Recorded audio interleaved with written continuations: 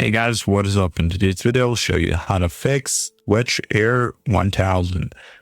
So here are a few things you can try if you're streaming and you have like a weird issue with your like Twitch, it's stuttering or something. You want to click here, click on cookies and data, then click manage on device settings or on device data, and you want to click here to delete both of these, and it will probably log you out. And after you log in, your Twitch should work properly. The next thing you can do is also go to extensions, and in here you can disable like Twitch specific ones like Ranker Face or 7TV or Ad Block or whatever else you have, maybe even Volume Booster. And after you disable those, you can go back to Twitch and then see if it works properly. And the last thing you can try is go to search, type in CMD, and then right click on it, run it as an administrator, click yes, type in ipconfig